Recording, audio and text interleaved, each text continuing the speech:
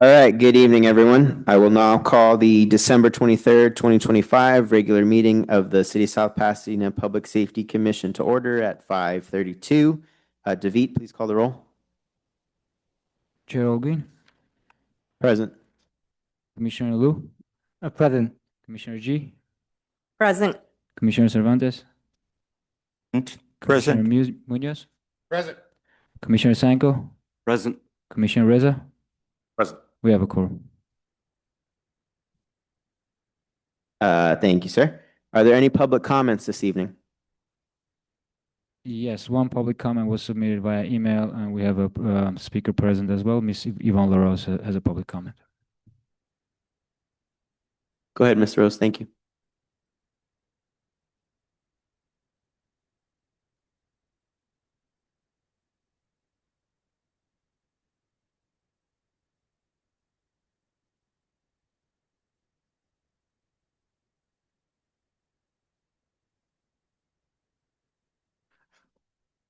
Got it. Thank you.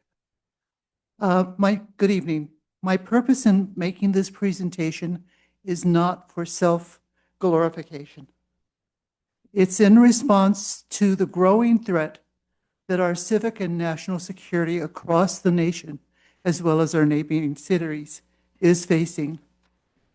It appears South Pasadena exists in some type of safety bubble. And what I want to accomplish with this presentation is to provide the Public Safety Commission and related local entities with fingertip available materials that can be distributed to anyone who wants to have access to the resources or know more about the content of these materials. The end goal is having a growing web of those who can share the knowledge with those who need it. And I will skip to the end and make it known that what I would like for the commission to do, let me flip through the pages, is to make a motion that the resources that are presented be recommended to the council and that the resource list be placed on the city's website to provide accessibility to all interested parties. I would also like to request that a motion to make these resources available to all city entities for on-demand access. I would also like a motion to take action to form alliances with the rapid response and legal assistance resources available for trainings and defense conduits. And I would like a motion to update this resource guide on perhaps a 6-month basis to ensure its integrity and the fact that it is still available and available information, updated information. I'm about to run out of time, but you will, if you've had a chance to look through the 20 slides, you will find that there are a number of things that are available. Information about the alliances, trainings and workshops, information about knowing your rights and how to de-escalate an ICE encounter so that parties can walk away safely and without being detained or disappeared.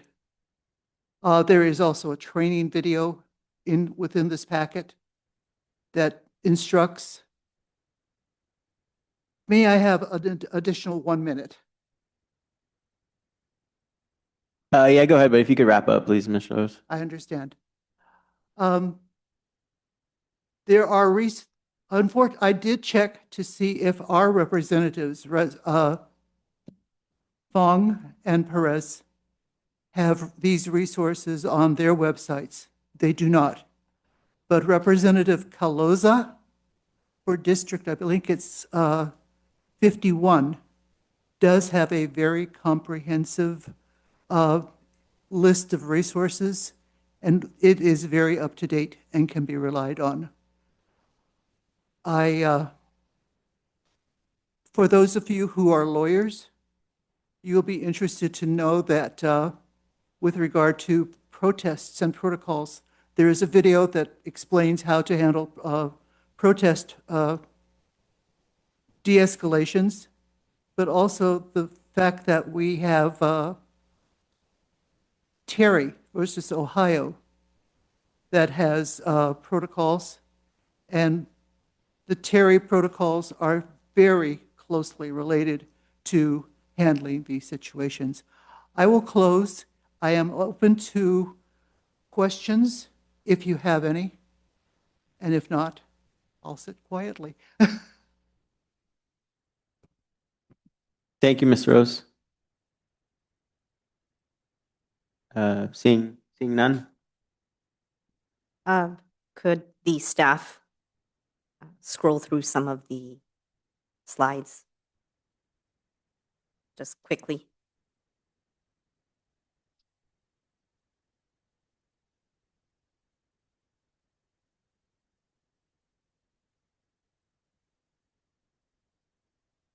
Incidentally, the slide that just mentioned the back question and answers is from material published by Littler on their website. Littler Midlothian employment specialty firm.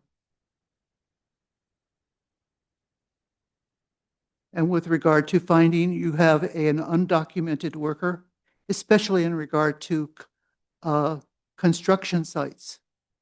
That is critical information to have and to know, as well as how to handle ICE raids compared with ICE audits. Those two are very distinct.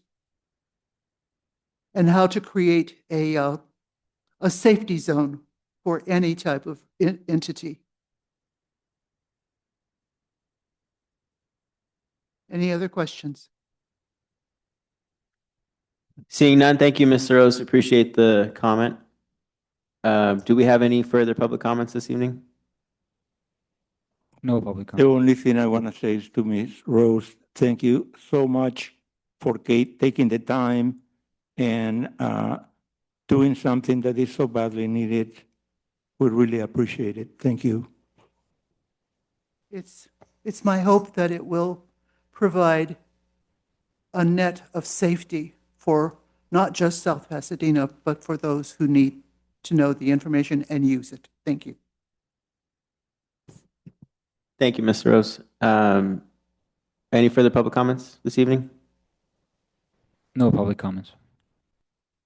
Great, thank you. Seeing no further public comments, we'll move on to agenda item number 2. Please join me in welcoming Jennifer Colby, the new Public Affairs Manager and Public Information Officer for the City of South Pasadena. Ms. Colby, welcome.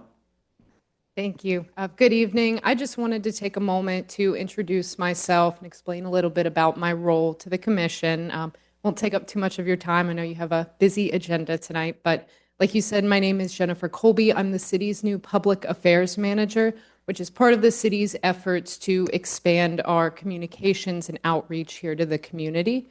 So in addition to establishing the Public Affairs Division, the city's been expanding our communication channels. One example of that would be a printed newsletter that will be coming out every quarter to all residents beginning early next year. So I'm happy to answer any questions you have or take any feedback on what would be helpful for us as we build out our communications. That's really all I had. Thank you, Ms. Colby. Any questions or comments from the dais?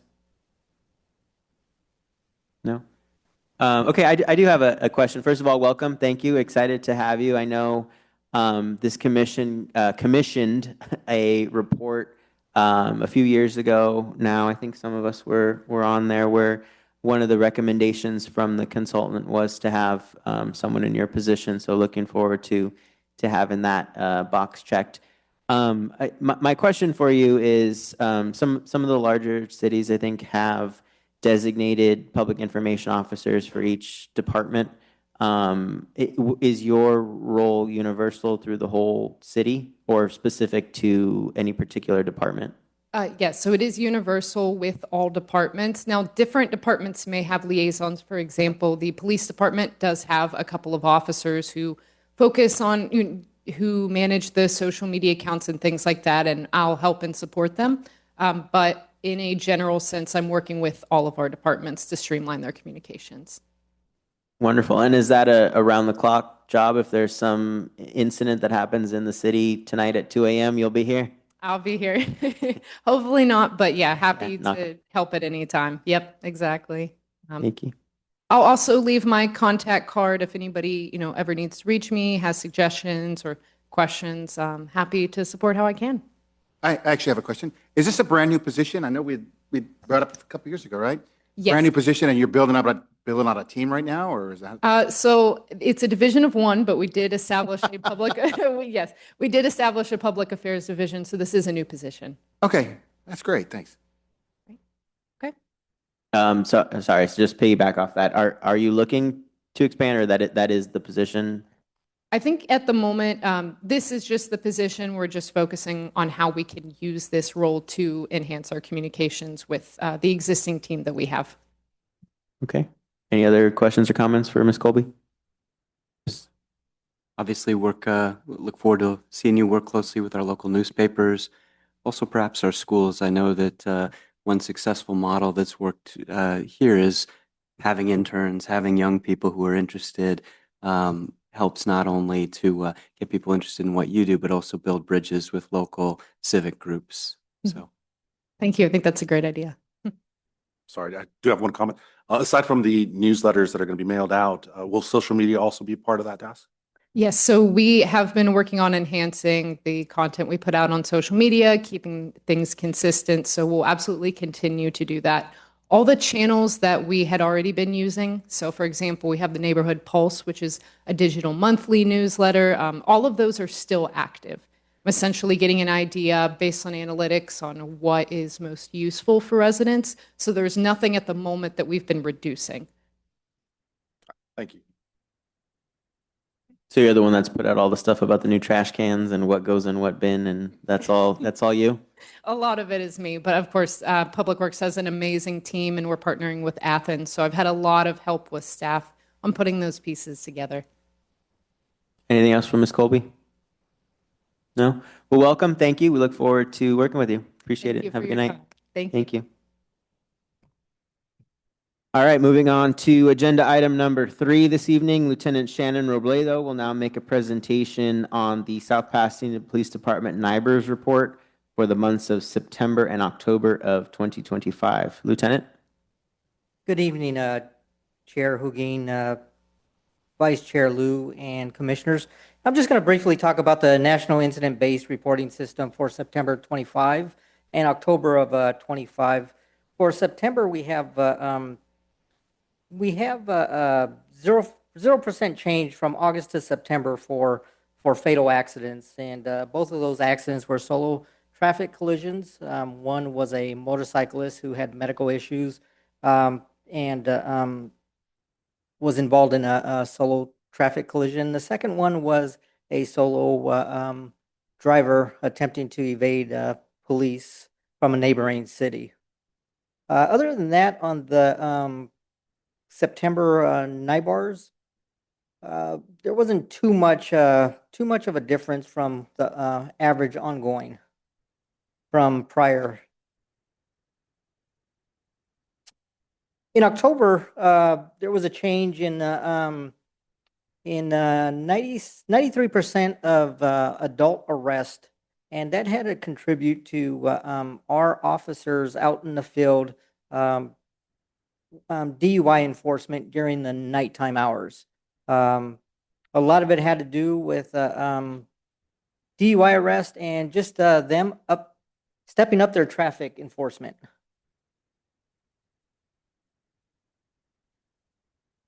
I'm looking at identity thefts on the next page, and there was a 1,800%. And that's kind of hard to gauge because we find out about identity thefts when we run our credit, when we get bills, and it's kind of hard to figure out why the upstick in the identity thefts, but something could have occurred in January and they're barely finding out about it in October. Another thing, drug narcotics violations, that has to attribute to our enforcement during the nighttime while we're looking for DUI drivers. But other than that, I don't see any major changes for the night bars. Yeah, thank you, Lieutenant. I have a question for you on identity theft that you called out there. Just help me understand how that's tracked. Is that tracked based on where the resident lives or where the theft occurs, where their information is used? How is that tracked? What a great question. Yeah, so it's tracked by where the resident lives. So someone could have been a victim and the crime started 2 states away or a different county. However, because the victim lives here in our city, we're obligated to take that report. Thank you, Lieutenant. Are you going to continue or are you pausing for questions now? Yep. Commissioner Liu? Yeah, I have a question about this identity theft. A few weeks ago, a month ago, there's a big devastating fire in Hong Kong. About over 100 people died. Yeah, I was able to contribute a small check. I mailed the check from the USPS office, and the check never arrived. Then I found the check was altered, stolen, altered, and deposited through a mobile device. I report to the bank, and the bank closed my account, stopped the loss. How is this reportable? Yeah, absolutely. So I'll just give you a quick background on it's very, very common that they call it phishing. What people do is people regularly put their bills inside a local mailbox. And what people do is they get a sticky rat trap about the half size of this, and they put it down the mailbox and they fish for the letters that are up there. They bring them back up. They remove the checks and they wash them. They use a solution to wash the ink off, and they rewrite the checks to something else. It's very, very common. They've even done it, taken mail from inside the post office to do so. As you were a victim, my father was a victim of that recently in San Gabriel. What the police officer can do, or what the law enforcement can do? Should they report the name and the person who tried to deposit check?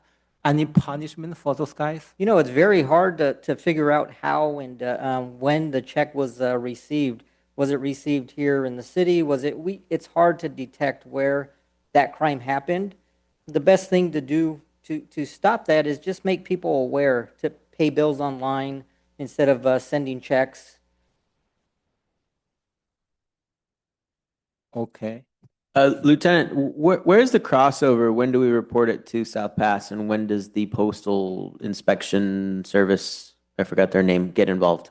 Yeah, the postal police does take reports. However, it'd be best if you report it to your local police department, and sometimes because it's small in nature to the postal police, they will refer it back to us. Dr. Senko? I don't know if anybody has any questions on that item. I had a couple other questions on separate items for the lieutenant. So I was wondering if Jennifer could be able to tell people exactly what you said, that we should be paying our bills online. So I think most of us who are in the demographic of, being maybe 50 or below, we are exposed to computers a lot more. We can do that, but there's also a section of our population that might not be able to be as computer savvy. So I think that maybe the senior center could get involved because I think Jennifer would be able to reach out to those of us who are savvy online. But for those of us who aren't, then I think we need another means to be able to teach them how to use the computer or set up accounts so that they can avoid the phishing problem. What a great comment, Commissioner. Absolutely, I can work with her, or people within the police department can work with Ms. Colby to assist our citizens. Lieutenant, I just saw today online something where they made a connection between the young folks at the schools which can do anything with the computers, as opposed to us that are afraid to hit a couple of keys because you know the thing is going to explode on your face. so, so I would think if it would be a good beginning if we could make the connection for Jennifer to make the connection, teaching some of our senior citizens even how to use those new cell phones that are like, you know, they are so different what they were used to, but the computer is even worse for them. And I work with the senior center, and I am aware it's such a challenge. So I think it's something that it'd be worth visiting and addressing at this point. Thank you for the suggestions, and I definitely will talk to Ms. Colby about that. So just along the lines of all of this discussion, I think it's very important to, like what Steve said before, to harness the power of the younger generation and putting the young generation in touch with the older generation. So maybe developing some, like you said, developing some internships where those who are computer savvy can go to the senior center and help them make accounts, and those who come can get monthly help to pay their bills. Absolutely. There's a lot of education that can be used both ways. Two other comments on the statistics. It looked like there was a doubling of aggravated assaults and an 80% increase in drug violations. Any comment, any common themes that have arisen or locations where those things have occurred? Or You know what, the assaults I didn't pick up until after I apologized, and I will do some research and get back to you. However, with the drugs, it's the increase of our enforcement for the alcohol patrols, the DUI enforcement. We did have agencies, I believe there were 16 to 18 other officers from other agencies that came in our city and worked in enforcement, traffic enforcement. so it's actually a reflection of increased policing and increased detections. Absolutely. Great, thank you.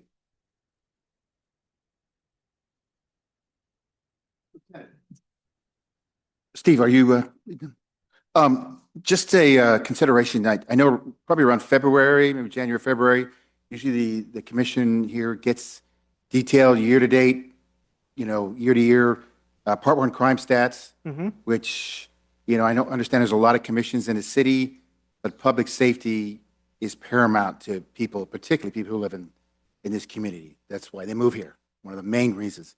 So now that there's a full-time PIO, I think for the commission, the city, they have the ability now to push out to the people who live here, not only things to be concerned about, but a lot of the great work and things that are being done by the police department and the fire department to have the ability to have a full-time PIO. I think to push that information out would be really just a benefit because, as you well know, law enforcement's great at obtaining the statistics, putting it together, identifying it, but sometimes pushing it out in a communication style that the residents can understand, because there's cop speak, police speak. So they have the ability for someone like Jennifer to do that. I think would go a long ways for the people in this community to understand that's why the police are doing this. That's why the fire department is doing this. I think utilize that asset. I think it'd be invaluable.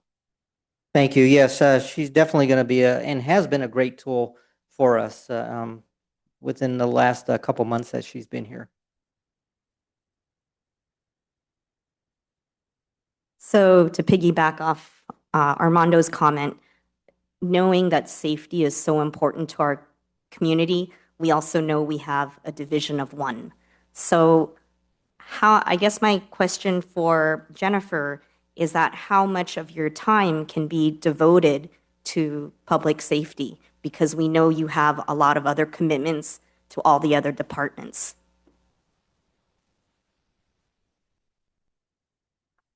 Thank you for your question. So, a major goal of mine in this first year is efficiency.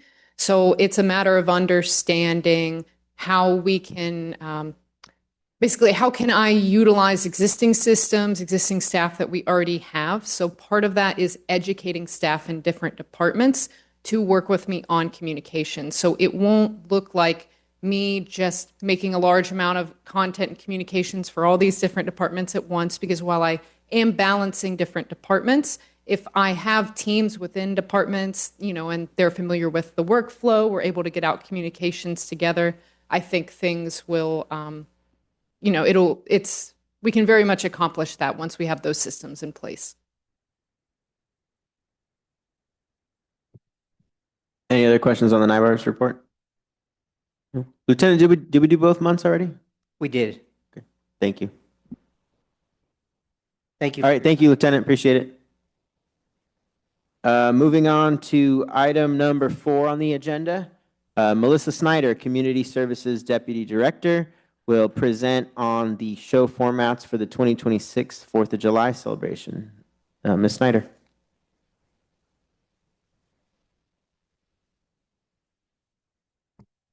Good evening, Commissioners. My name is Melissa Snyder, Community Services Deputy Director. Tonight, this presentation will review show format options for the 2026 4th of July event and what we're referring to as our Sky Show celebration. As shown on this slide, staff is seeking the Commission to review and recommend one of 3 formats: traditional fireworks, a drone light show, or a hybrid show option. Tonight is not about selecting a specific vendor, but rather determining which format best aligns with the community's priorities. This recommendation will guide staff as we prepare a future City Council agenda item for contract award. The city has long hosted an annual 4th of July celebration as a safe, family-oriented community event. In March of 2020, City Council directed staff to research alternatives to fireworks. This direction was driven by an interest in evaluating event quality, environmental impacts, safety concerns, and the overall community experience. To support that discussion, staff explored a range of show formats currently available. The proposals received represent different show formats, scales, and price points, which we are presenting tonight only to help illustrate what each show format has to offer. This slide highlights the traditional firework option. Staff received a proposal for a 20-minute fireworks show at an estimate cost of $40,000. This format represents the most familiar Independence Day experience, and we continue to see it widely recognized as a key component of 4th of July celebrations. Moving to drone light shows, this slide shows one example of how drones can be displayed on varying scales. Depending on the number of drones used, show formats can range from approximately 13 minutes and vary in the number of animations. This vendor also provided an option to add pyrotechnics to drones for a hybrid show option. And this vendor in particular has the most animations available in their show. This slide highlights another drone provider, demonstrating that drones can also be a more affordable option depending on the scale. So this would be a smaller show from about 10 to 12 minutes with a few fewer animations. And the last slide is our last proposal, which is another drone one that illustrates a vendor of similar size to the first vendor. Again, staff is presenting these examples to show the range of what drones can look like and price point, but we're not actually asking for a specific recommendation on which vendor. Additionally, we provided some examples of what drone shows look like in size. So this will show what different number of drones used in a show could look like. It's important to note that you will get an image in each one. The more drones you add, obviously you'll have a more detailed image. For perspective, staff have included examples, for fiscal impact, the city has $175,000 budgeted in the current fiscal year for the overall 4th of July celebration. Across all proposals, show formats range from approximately $20,000 to $150,000. For our next steps, following tonight's discussion, staff will use the Commission's recommendation to prepare an agenda item for City Council discussion. Once Council confirms a preferred show format, staff will return with a recommended vendor and contract with the goal of awarding the contract in February of 2026 to allow sufficient planning time. In closing, staff is seeking your recommendation tonight on which show format you believe best reflects South Pasadena's values and visions for their 250th Independence Day celebration. We look forward to your discussion and are happy to answer any questions. Great, thank you, Director. I do have a question on slide 9. The fiscal impact budget allocation of $175,000 for the event. I know we're not selecting a vendor, but I did see the prices where we saw the prices for the vendors. Before discussion, can you help us understand if there's anything else that goes into the cost of the event other than the vendor? Of course. So last year, this entire event ran the city about $85,000. So that includes our poster contest, the parade that you guys see go down Mission Street, the party in the park, and the fireworks show. That would also, our $175,000 also includes staffing for this year. So that would include all aspects of it. And with it being the 250th year, there may be direction from council to also incorporate different things into this year's event. So we're just wanting to consider that when we are thinking about which vendor we use for our Sky Show celebration. Thank you. Any questions for Director Snyder? And I know we're going to need to make a motion after, but any questions for her? Yes, I have a question where you're talking about the cost of allocated for this parade or not just the 4th of July celebration.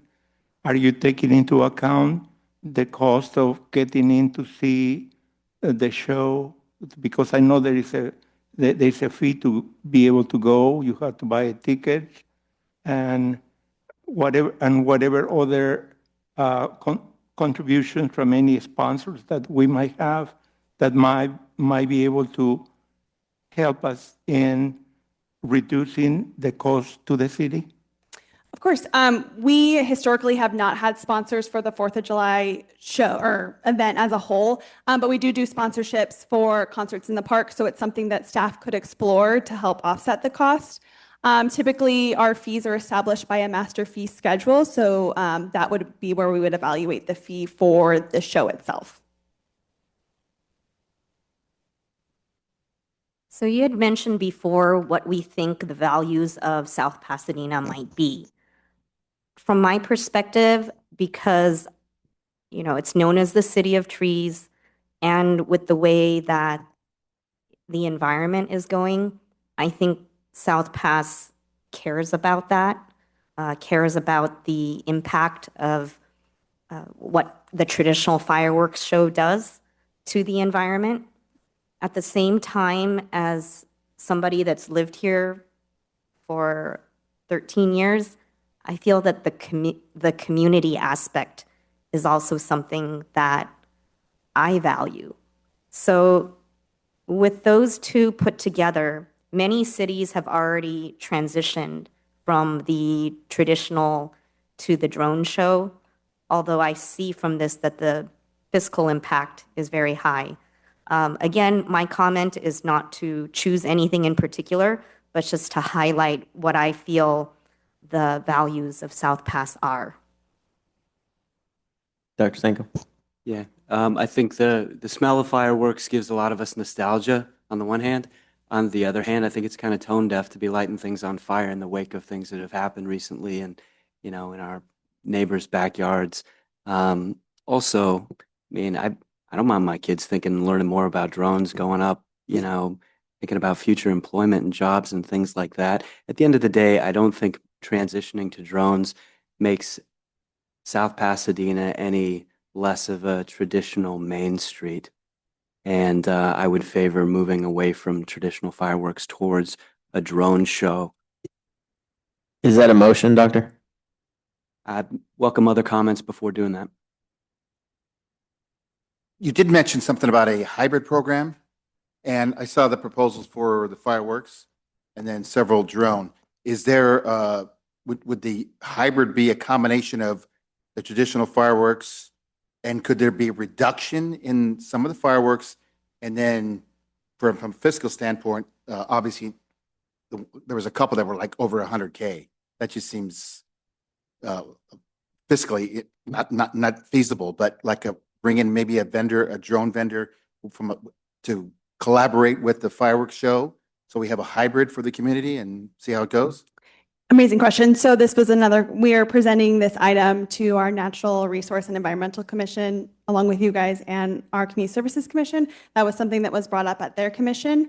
In theory, yes, you could bring in a drone show and a firework vendor and have a truly hybrid show. You would have one go and then the other go, or you could possibly try to see if both can happen at the same time. That would require us to bring in specifically a drone vendor, a firework vendor, and then we also provide a sound technician so that there's sound music that goes with these performances. So we would be coordinating with essentially 3 vendors to put on the performance. But it is an option. What I don't understand is if we're talking about the possibility that the fireworks would cause fires, there is no such thing as just a little fire. You can burn down the whole darn place. And there is no such thing as a little inconvenience, because my son that has asthma, he suffers for 3 or 4 days after that stuff stays on the air.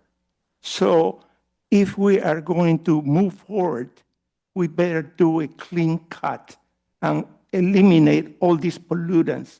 If we're going to have a police department that is not polluting our streets, why can't we have a 4th of July celebration where actually our people's homes won't be in jeopardy because they might catch on fire, number one. And number two, the health of our children and our pets.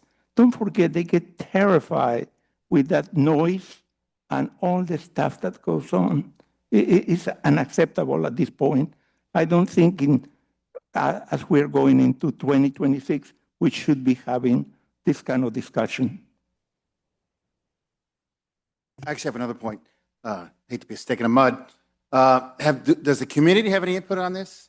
Because I know there are fireworks shows all over the country. I don't know what the rate of fires is from fireworks shows. If there's any historical evidence to show that there has been fires. I know I've seen explosions at the site of fireworks shows in this country and other countries, but I don't know if there's actually been fires that resulted from a fireworks show to a residential neighborhood. And does the community have any input on this as well, in addition to the commission? So another great question brought up. I'm not aware of any actual research that's conducted on how many fires are started by a fireworks show in particular, just more anecdotal stories. And then just to note again about the options for a hybrid could be what you spoke about, a fireworks show and a drone show, or drones that have pyrotechnic added to them, which would be like sparks. So that is also something to still be considered by you all. And then your next, yeah, Chief. Good evening, Commission, Chief Lloyd, Greg Lloyd, Fire Chief. I can tell you that the majority of the fires that get started from fireworks are usually not from commercial operations. They're from people setting them off in their backyards and all of that. Whenever we have a commercial fireworks display, they come with a commercial fireworks plan. There are setbacks, there are safety zones, there's a pre-inspection, there's a post-inspection.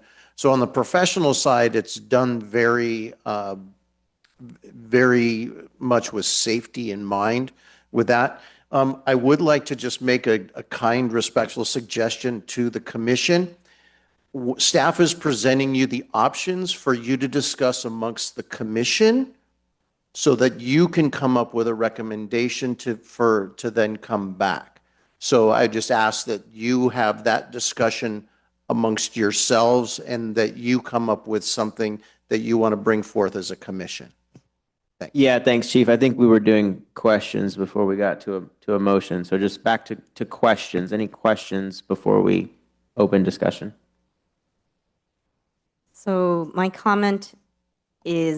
Questions, Commissioner? Oh, okay. If we have a show that is half the length of a traditional fireworks show, can we pay half the price? Because I know families are going to talk about it.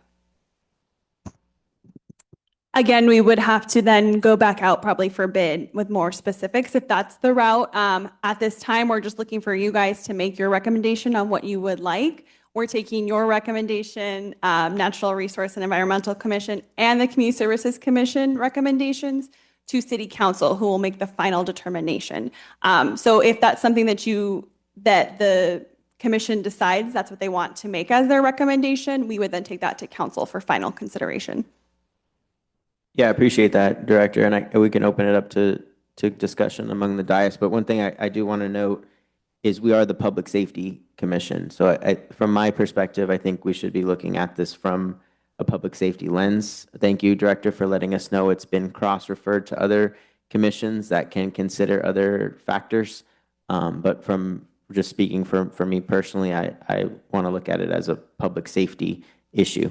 So I'll entertain any discussion or a motion at some point from my colleagues.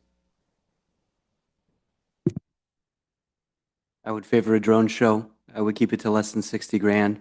And I would recommend that Ms. Colby, who's probably going to be sad that she showed up tonight with so many new suggestions and tasks, 3 months in advance, start some kind of notification to families through the schools and other media on fireworks safety.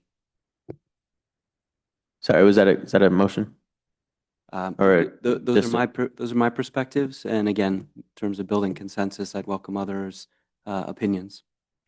Charlie? I like the emotion. I like that motion, a second. I second that motion. I believe that as part of a public safety commission, we need to have this first and foremost in mind. And I think we should discuss it, as the chief from the fire department mentioned. We should discuss this out among ourselves. But I think what you're saying is a very good recommendation. All right, sorry, we have a motion and a second. So now any discussion on the motion? One more discussion.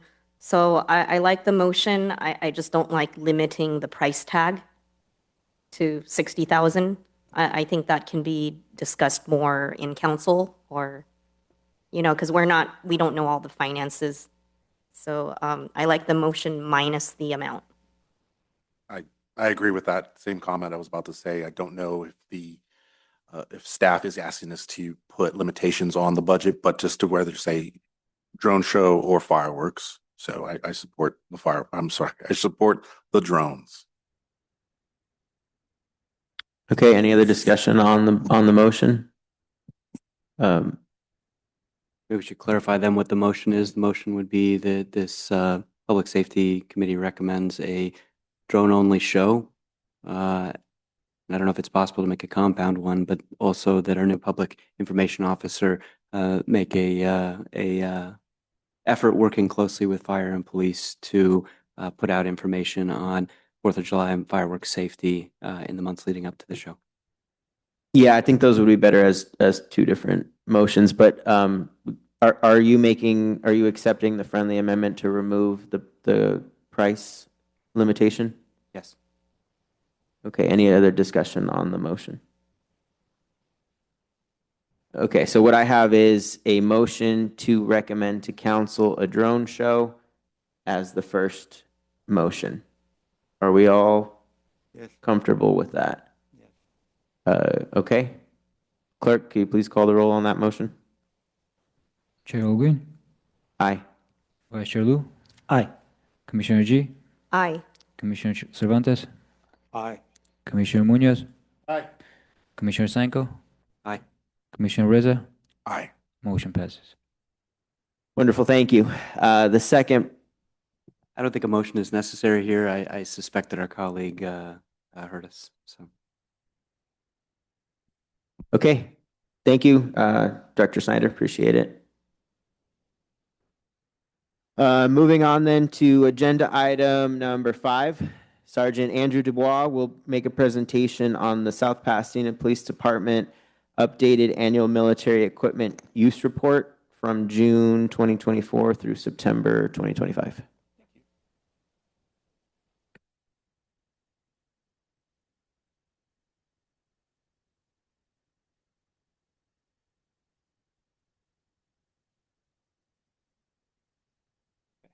Just want to make sure I know how the buttons work on this. Good evening, Chair Holguin and all the members of the Public Safety Commission. As stated, my name is Andrew. I'm one of the sergeants for your police department, and I'll be presenting this year's military equipment report. This report is a summary of the department's interaction with designated military equipment, including acquisitions, usage, training, and fiscal impacts. As a law enforcement agency operating under the public's trust, we take pride in offering an in-depth look at how we use this equipment. This slide deck is intended to provide a clear and comprehensive review for the Public Safety Commission and the public we serve. So let's walk through each of the components of the report to understand how your police department uses our military equipment. At the heart of the South Pasadena Police Department's operations lies a strong mission to foster a safer community through exceptional service, community partnerships, and the professional and equitable application of the law.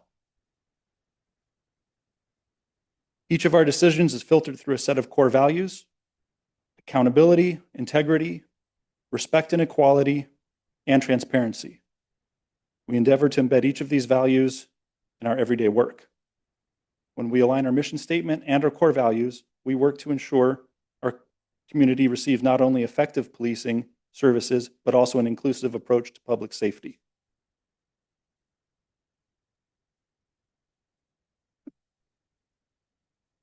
Enacted to ensure public oversight, Assembly Bill 481 requires all law enforcement agencies in California to document and justify the use and acquisition of equipment deemed, quote, military in nature. We meet the requirements of the statute by securing approval from the City Council and submitting annual reports about usage, complaints, policy adherence, training, and costs.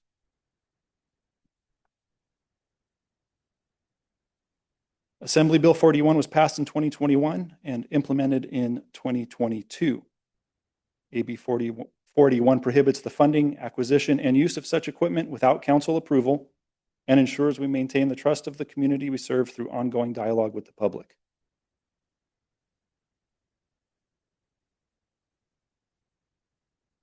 While the term military equipment might sound alarming to the public, it's important that we clarify what this designation entails under AB 41 or 81. Some of the items listed in the bill include less lethal launchers, precision rifles, diversionary devices, and patrol rifles.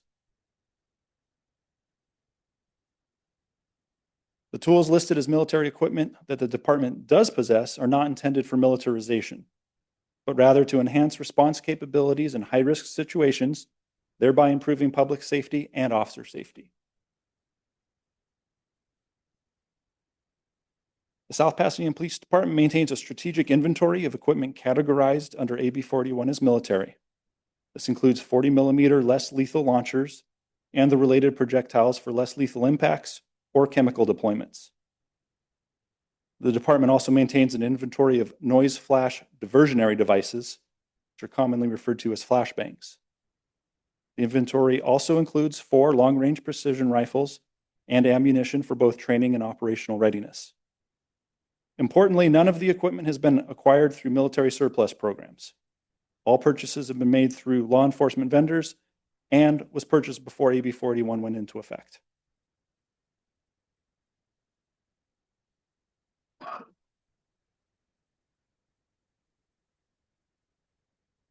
The department also issues each officer a patrol rifle. Patrol rifles have been part of the standard equipment for our officers since 2005 and remain aligned with industry best practices for response to high-risk events, including the 1997 North Hollywood shootout, 1999 Columbine school shooting, and the countless subsequent acts of violence law enforcement has responded to. And as a side note, I think I mentioned last time, preceding all those events, we had the first school shooting in Los Angeles County here in South Pasadena back in 1940. And that was when junior high school principal Verlin Spencer shot 7 people right here in our own town. For the reporting period, there were no field uses of our military equipment, no uses of the 40mm launchers, the munitions, the precision rifles, the patrol rifles, or NFDDs. However, we did conduct some training with the 40mm launcher to ensure officers' readiness and familiarity with the platform. This training, officers use specified training projectiles in a controlled environment. As you see there, this year's report highlights that we had no formal complaints, no incidents, no officer-involved shootings involving the use of our military equipment. This is driven by the fact that there were no field uses of the equipment. I'd like to highlight that the public is empowered to submit feedback, complaints, or concerns through various accessible channels, including by phone, email, and the Postal Service. Each of these avenues of reporting is outlined in the report itself and on the department's website. And we encourage continuous community and dialogue through these contact methods, helping us to strengthen public trust and ensure transparency in meeting both the community expectations and our legal obligations. And because there were no field uses of the military equipment, we're happy to report that there were no violations of department policies related to the equipment.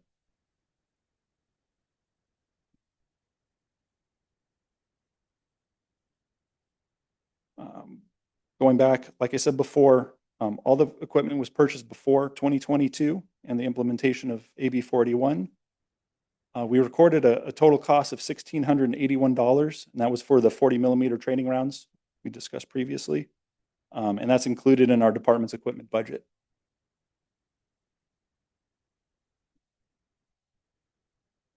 Obviously, the training is necessary to keep the officers familiar with the equipment. We prioritize internal training, ensuring that the staff are proficient and that that we try to reduce the cost of sending the officers to outside training. We do that internally. It reduces how much we have to outlay out of the budget for that. That $1,681 was spent on consumable 40mm training rounds, which were 250 shots, and they're reloadable, reusable. So we get a little bit longer lifespan out of them. Our planned acquisitions for next year, we will need, bless you, to purchase 50 new exact impact, less lethal foam projectiles. These will replace the existing inventory that has or will exceed their 5-year warranty period. And to help kind of offset those costs, we'll take the existing inventory and roll that into training for next year. And then that extends, again, the life of the training rounds that we can use for the following year. The total cost for the replacement less lethal foam rounds is around $1,000, and over a 5-year period that they're warranted is about $200 a year. Now I will do my best to answer any questions you might have. Appreciate that, Sergeant. This being a public hearing, we do have to do it a little bit differently. So I'll open it up first for comments from the public, and then we'll hear questions from up here. So this being the time and place for the public hearing, we will now open the public hearing at 6:26 a.m. to hear from any person, 6:26 p.m. to hear from any person who wishes to speak on this matter. Each person may address the Public Safety Commission for up to 3 minutes on this public hearing item only. For members of the public who are here in person, please present a completed public comment card to the clerk if you wish to speak. Do we have any public comments in person? No, we don't. Thank you. Do we have any speakers on Zoom? No speakers on Zoom. Okay, great. We have completed the public comment for the public hearing. There being no one else to speak present, I now declare the public hearing closed at 6:27 PM. Is there any discussion or questions from the commission? I have a question here. What happens when you say military equipment? People have a tendency to think in terms of North Korea or Russia. And this is the further thing from what we are planning on doing. So we need to clarify that whatever we do is because a direct result of what happened to the police in the past. I remember this thing when I watched it on TV where the police were so awfully underprotected and underarmed, and these people had these weapons that were just beyond belief. And I thought, our policemen are sitting ducks here. They're being shot like one after the other. So we need to clarify that our policemen at no time are going to be exposed to people with this kind of weapons, and that we will be prepared. But the wording of military equipment that not involve tanks rolling down South Pasadena, Fair Oaks. So we need to make that clear. And people sometimes, people move in from other towns and all that. So we need to reassure them that that is not the case at any time. Yes, Commissioner Cervantes, I agree with you. The only reason that we have deemed that, quote, military equipment is by the legislative bodies that enacted that law. And you are right, all of our decisions on what equipment we use, how and when we use it are based on basically just two factors, and that's public safety and officer safety. Those drive all our decisions on what best we can use to achieve the best outcome for everyone involved. Any other questions or comments? No. Sergeant, I do have one question for you. You said we haven't acquired any new quote unquote military equipment, and that's what the statute calls it, since the statute was enacted, right? But we are routinely hiring. So do we have just a cache of these patrol rifles that we hand out when someone's hired? And are we getting to the time where we're going to run out of those, or do we have enough? We have enough in inventory. They don't leave the department. Like say when an officer leaves, they stay here. So as officers retire or leave to other places, we just redistribute that rifle to another incoming officer.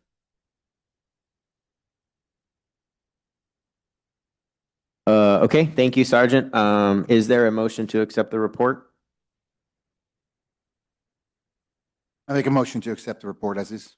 Do I have a Take on second? the motion. Okay, the motion is to accept the report. Clerk, please call the roll. Chair Ogwin, Aye.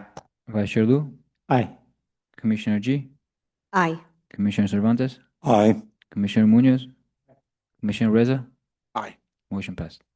Great, thank you, Sergeant. Appreciate it.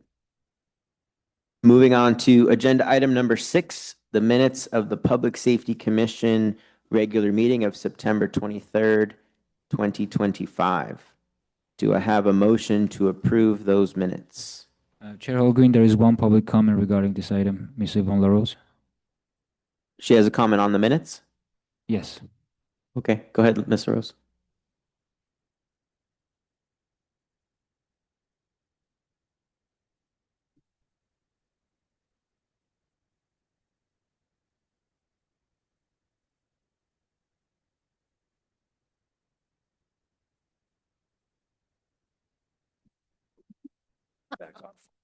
Okay. Actually, I'm asking for clarification on the presentation comment made earlier. And I would like to get clarification on whether there will be any motions to accept the recommendations and requests or motions on that I don't know what to call it, presentation comment regarding ICE encounters and raids. Yeah, thank you for your question, Mr. Rose. As public comment, that's comment to the commission. I don't know if anyone wants to take any action on that, but we consider that an informational item. I think it's best to take this offline so then we can actually have a chance to more thoroughly review the slide deck that you've spent so much time on. And there might be a lot of items in the slide deck that we would have to make sure coincides with, code and current laws. All right, and I am available by phone or by email to answer the questions, or I can come preferably by Zoom to address whatever concerns or questions may be raised and offer clarification.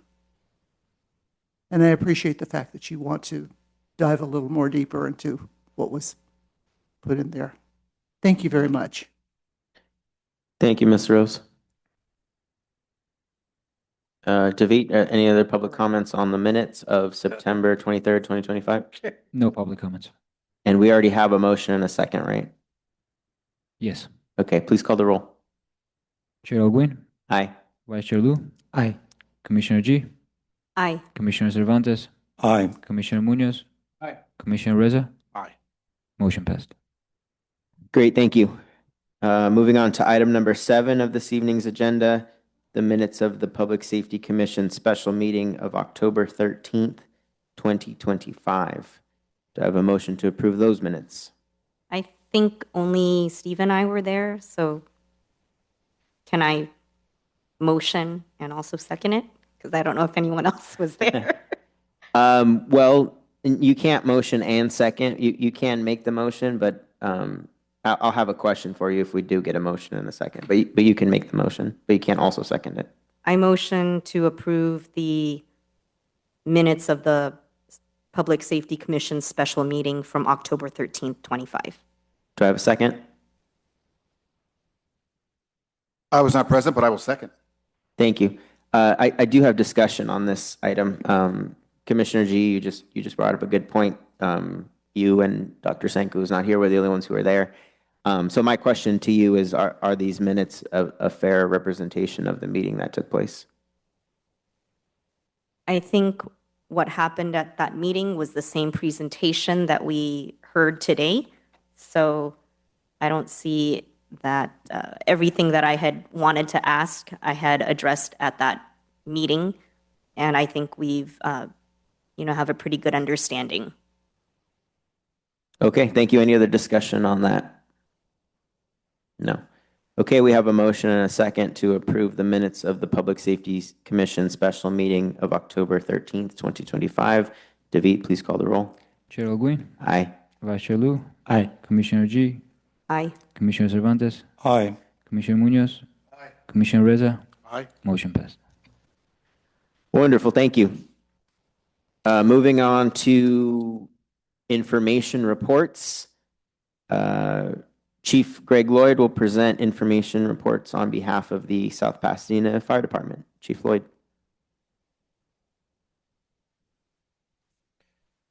Good evening, Commission. I just wanted to bring a couple of things forward, just some exciting news.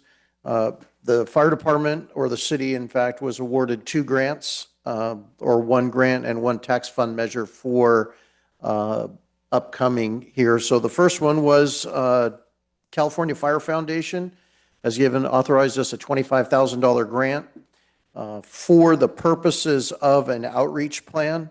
And so the goal is, right now we currently sit at about 10% of our enrollment in South Pass Connect, which is our emergency alerting software.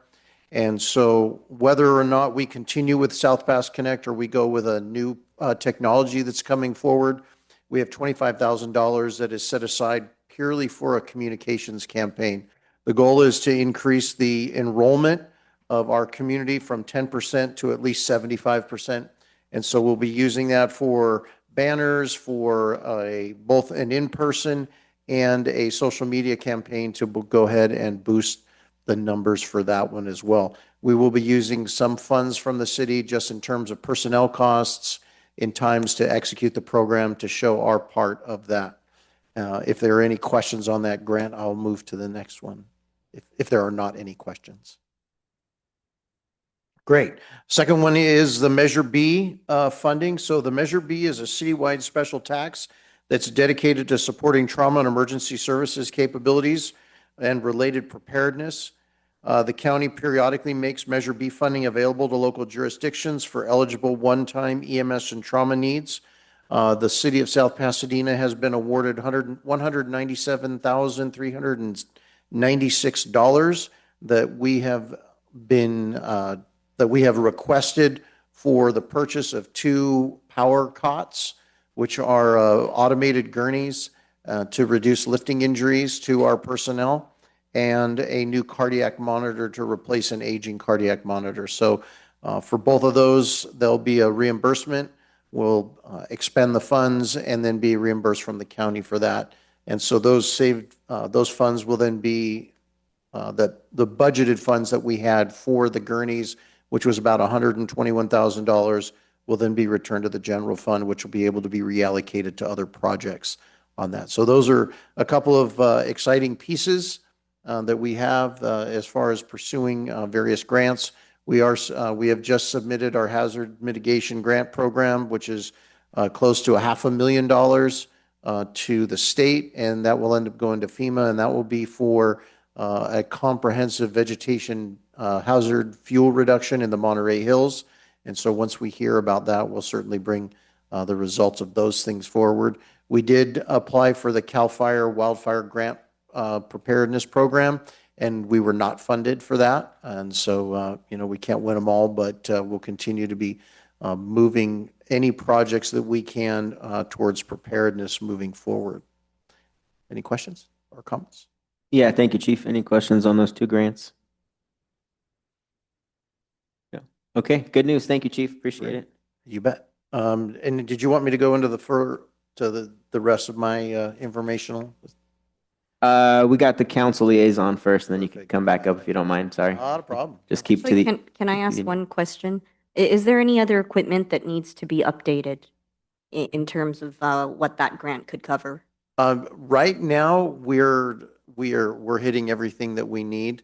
We do have replacement plans all set up for moving forward within the next 5 years. We're creating a 5-year spending plan, so that will update monitors, our auto pulse. We carry the Zoll auto pulse, which is the automated CPR device, as well as any radios and those types of things. So we're continuing to move those things forward. We don't have any immediate needs right now. So we're very fortunate. Thank you. Mayor Pro Tem Ferguson, any reports for us? Congratulations, by the way, on the new position.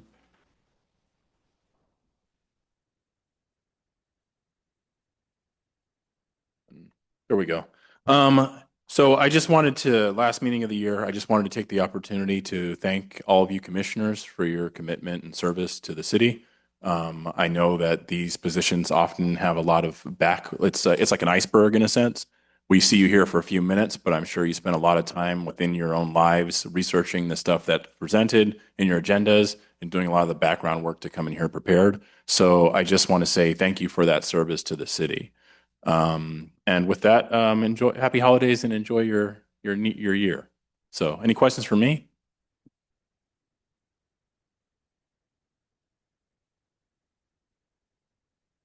It was brought to my attention that at the last city council meeting that we voted to reduce the number of commissioners and also the frequency of meetings. Just wanted some clarification on there. I wasn't at that meeting. Can you make some comments? What I can say about that is that I think part of that is still to be shaken out, but the mayor this is kind of largely at the mayor's discretion. And so I think one of the reasons what they wanted to do was have some discussion around looking at the work plans for the year.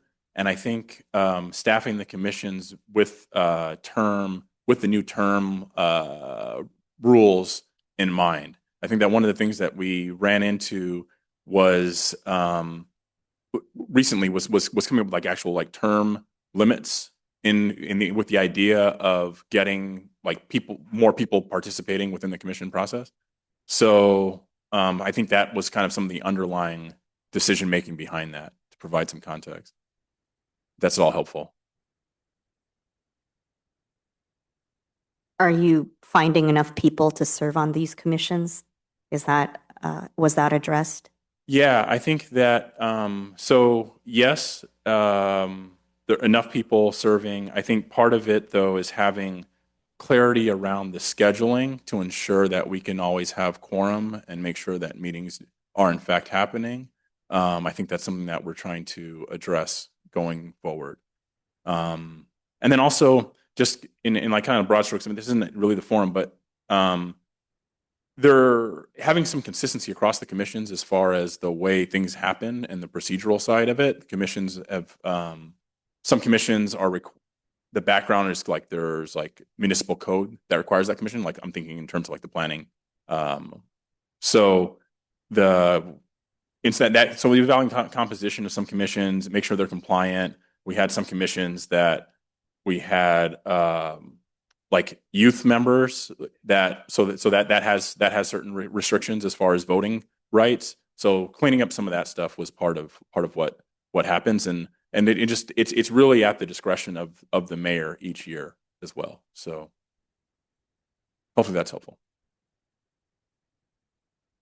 Yeah, I appreciate that. Just to say, I know it's at the mayor's discretion, but I know at least I personally was a little disheartened about not being told what was going to happen until after it had already happened. Okay. I think there could have been a breakdown in communication there, and we could talk further. But I think just from my perspective, being told about it after was a difficult way to see a commission that we all serve on Right.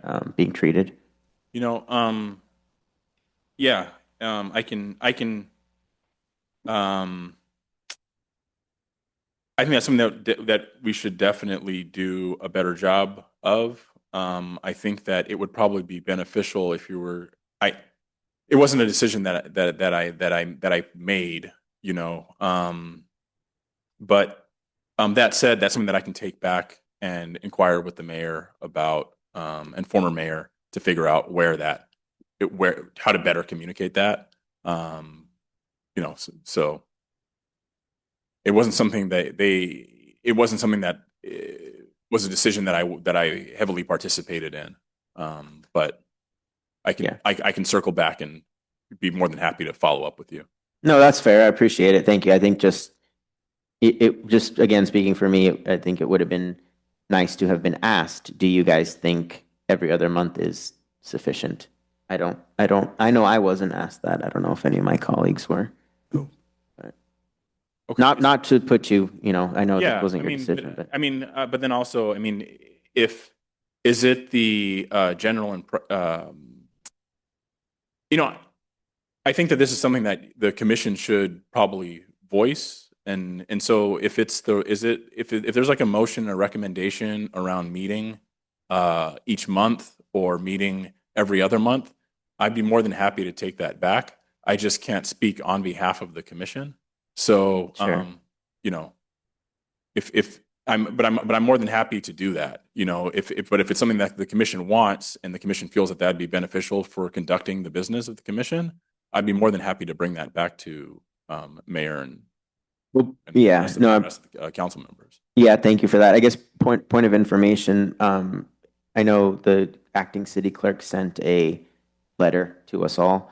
I don't know if you received it, but it discussed the changes to the commission, and I thought that the municipal code was changed. So if that's not the case, then maybe a motion would help. But if the municipal code was changed, our motion wouldn't override that. I don't think the municipal code defines the frequency with which they meet. I think that the municipal code adjusted the composition, but I can always double check. Okay. I think there's two separate things. There's the composition and the frequency of meeting. I have a question for our police and fire chiefs. How much of participating in these commissions, do we have enough staffing to come here every month? And, or do you rather see a cadence of every other month? I don't know if any of you were asked that or if you want to comment on that.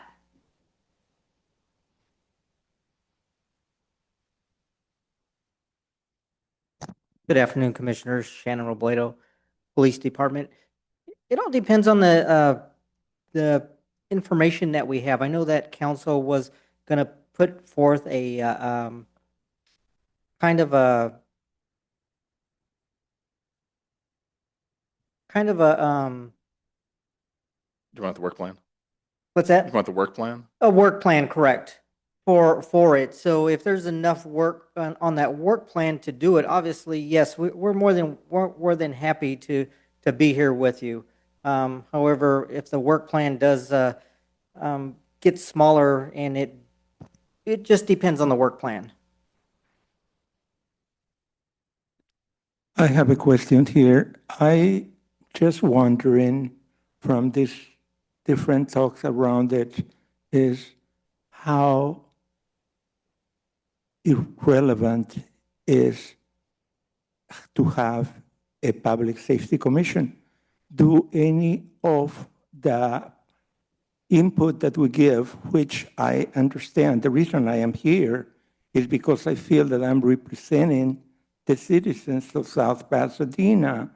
However, if our input is totally irrelevant, there is really no point on us being here.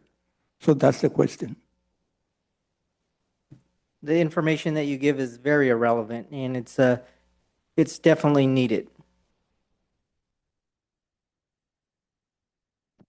Good evening, Commission. Greg Lloyd, Fire Chief. So I think probably the best thing to do is to start back at kind of at the beginning, because we're kind of discussing some of the outputs and really what we were given as far as kind of the overall leadership intent with this was that they wanted the commissions to have a strong direction with some good marching orders, with robust conversation, with all of that. So the whole idea was to really, because they were feeling some of just some comments that, okay, what do we do? Why are we here? What is this about? And so where these conversations all generated from was to create a strong commission that had a solid direction and that had enough information to be able to have those robust discussions, to value your time, to value the public's time. They didn't want the meetings to be so frequent that they were then watered down, or that they were trying to make up, that we were trying to generate information just for the sake of generating information, because that's not the best use of your time. It's not the best use of the community's time. So really everything started around how do we create a work plan, a direction, and a purpose so that you, who have really has the biggest sacrifice in giving your time to the community, really feel it relevant. And so that's where all of these conversations started, which then brought up to what's the correct makeup, what's the correct frequency, what do we need to do? So those conversations are ongoing, and what they really want to do is to provide a solid framework, work plan, direction for the commission so that you feel that, okay, I know where I fit within the business of government within the city. And that's kind of where those discussions, and we probably need to do a better job of communicating all of that all around between the commissions and staff and the council. So hopefully that kind of clears things up on that. So my understanding is that we are going to an every other month, and that, correct me if I'm wrong, that it has been decided. And if that is the case, my recommendation would be that the commissioners take a more active role in setting the agenda.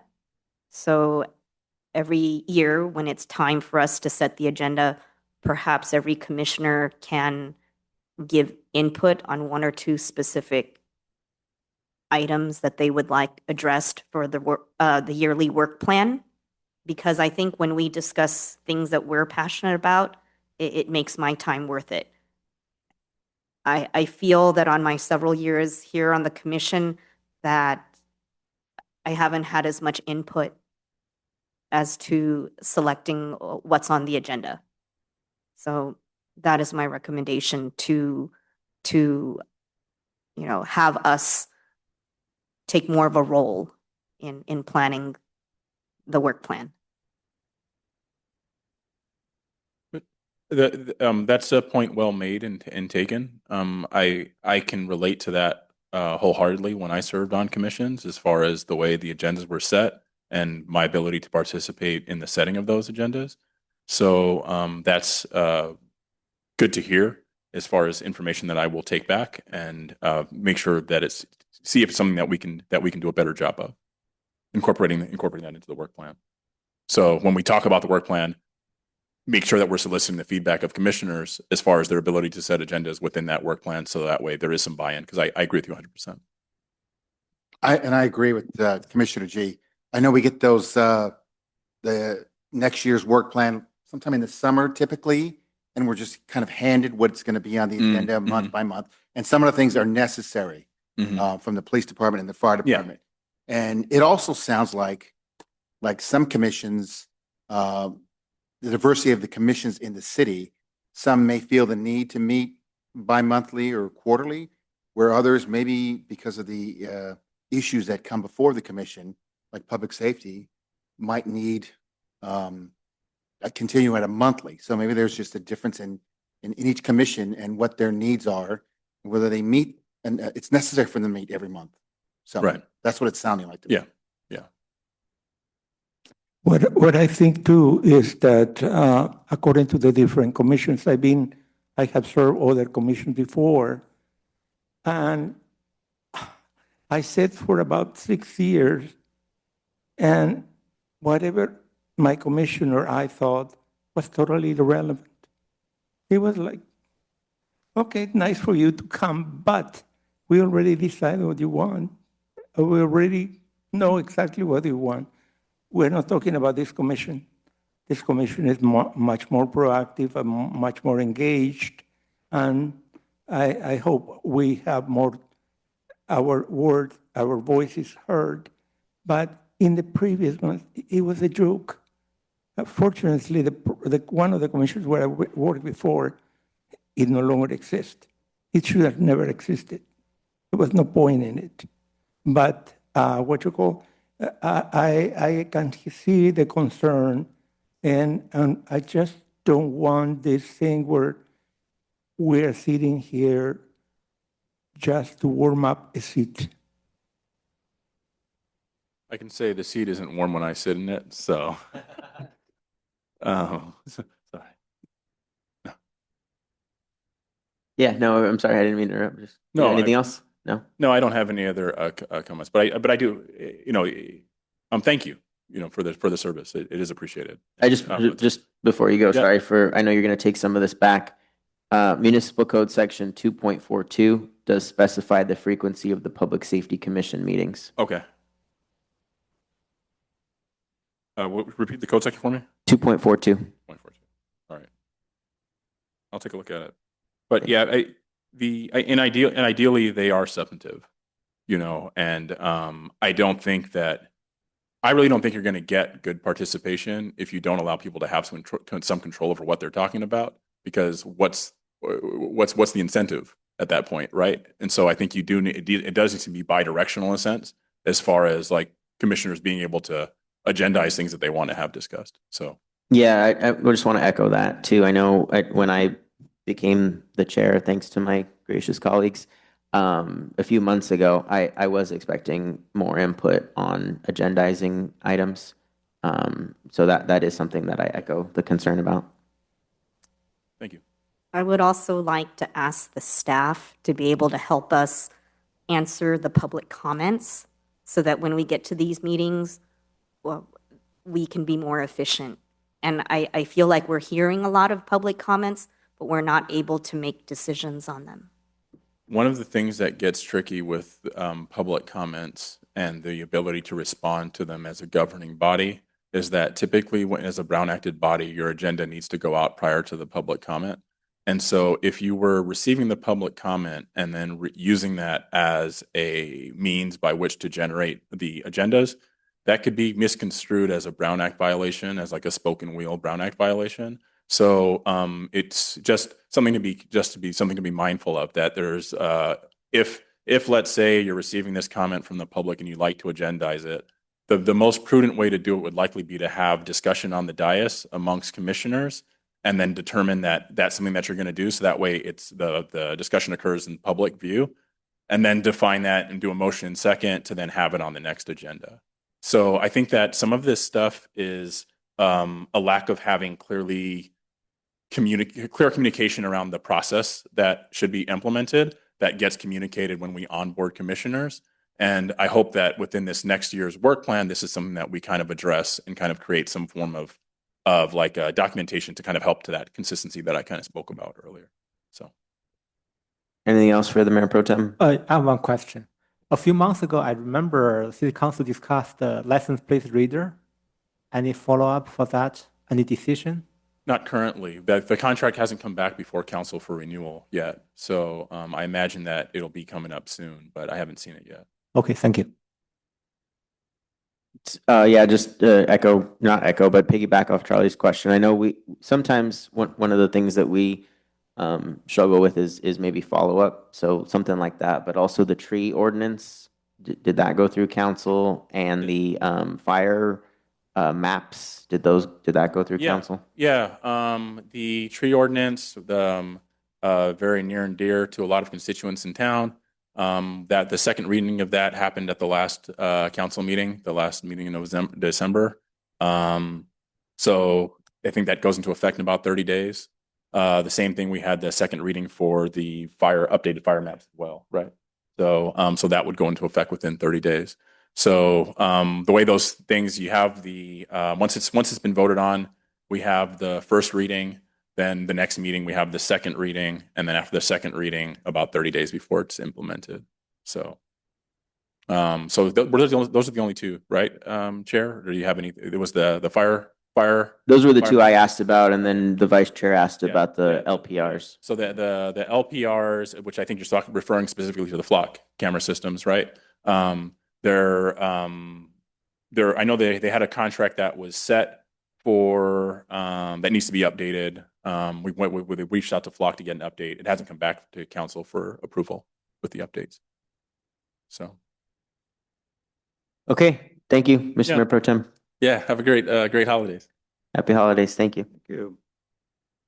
Okay, moving on to staff liaison communications. Do we have any report from Chief Lloyd or from PD?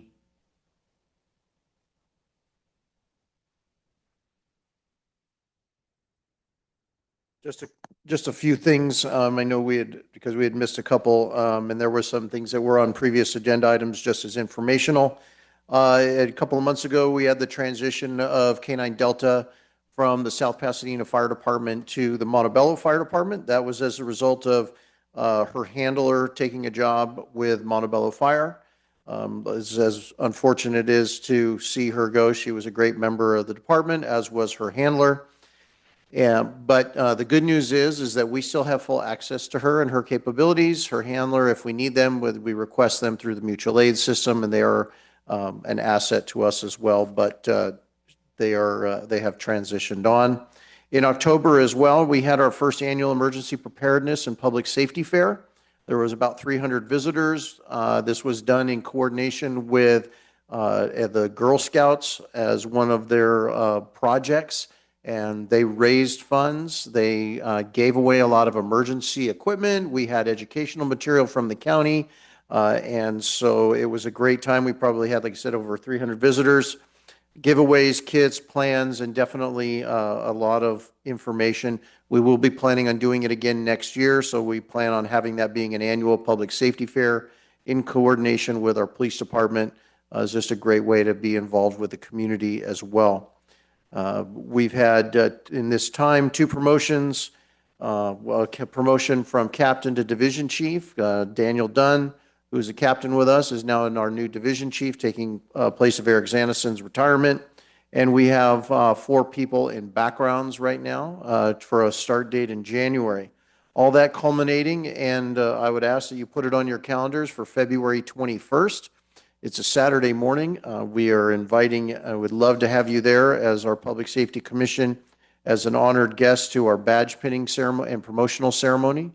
There will be more information coming, but I just wanted to put that date out there as a save the date. It'll be in the morning. It's a Saturday morning, and that was done for our families, for those families that are being the members that are being promoted or coming on board, as well as we'll have 2 more that'll have passed probation.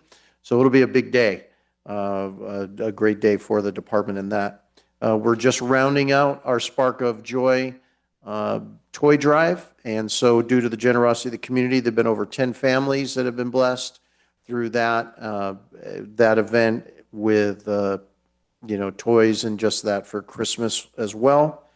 And then we finished up with a second presentation with South Pasadena High School, supporting the new career technical education program that we're kind of getting off the ground in concert with Pasadena City College.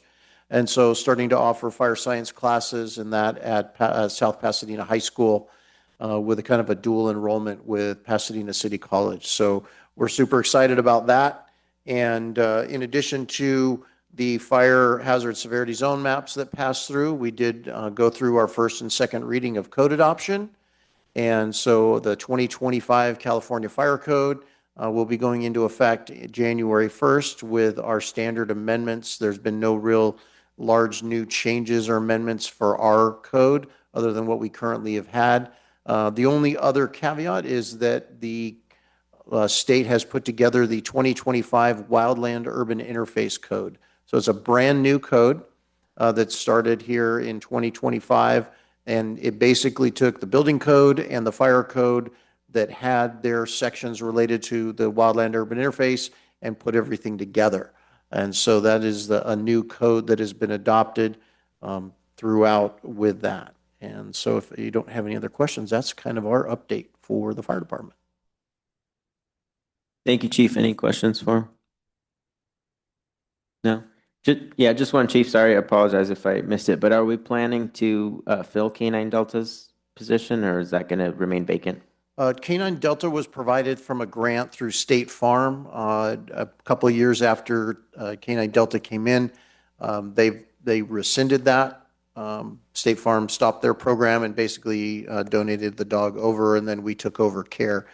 So as of this time, we're not budgeting any funds to replace K-9 Delta. If a grant or something comes available, we could certainly look at that for that as well. But we still right now get the benefit of having of access to her, and so we look at that in basically within all of our other budget items too. Great, thank you, Chief. You bet. Anything from PD, Lieutenant Robledo? Yes, so we are going to have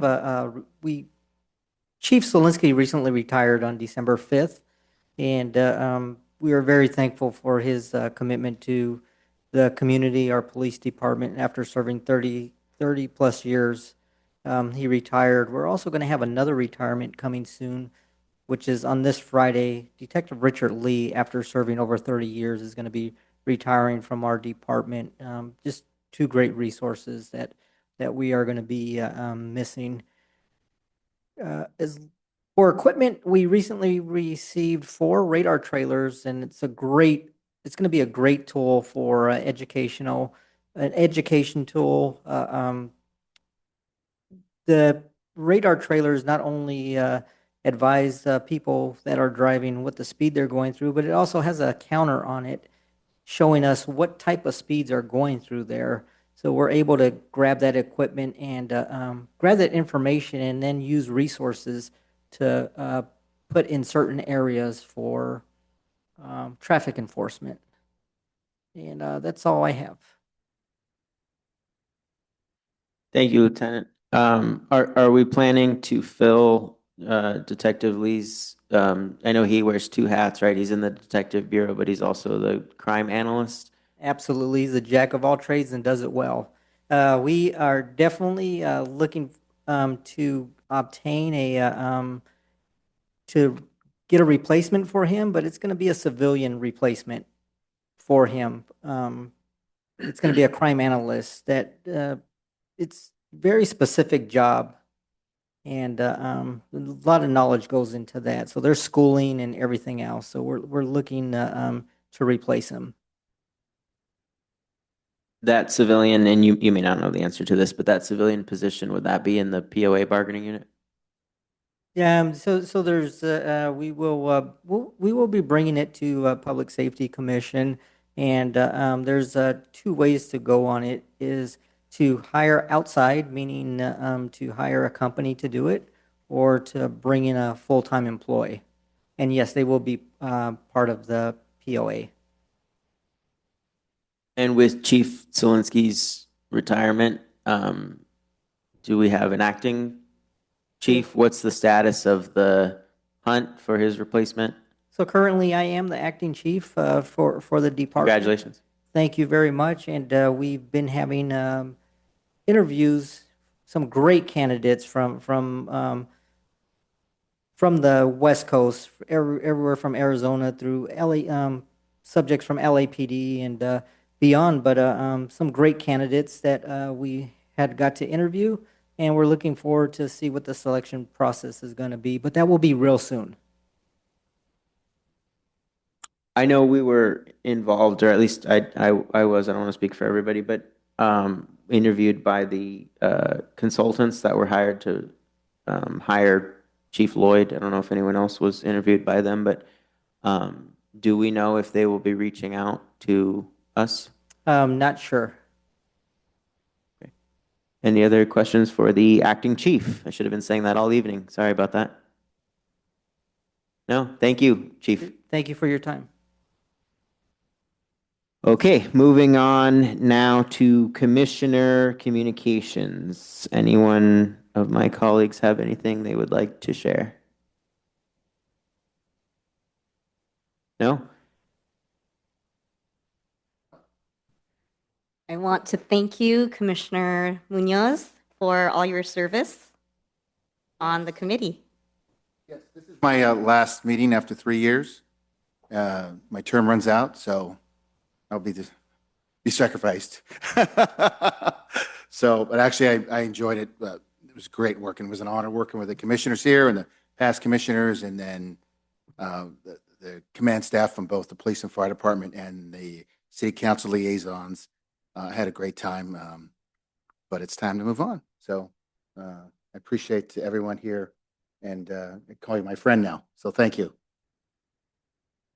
Yeah, I appreciate your service for sure. Thank you. I think you've definitely brought a well-needed lens to the commission. So thank you, and don't go too far. Stay in touch. Appreciate your service. Anything else, colleagues? No?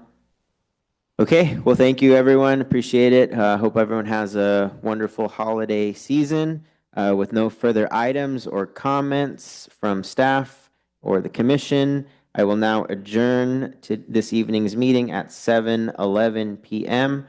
Our next regular meeting is scheduled for January 27th, 2026 at 4:30 p.m. Note 4:30, not our usual 5:30. Okay, happy holidays, everybody. Thank you.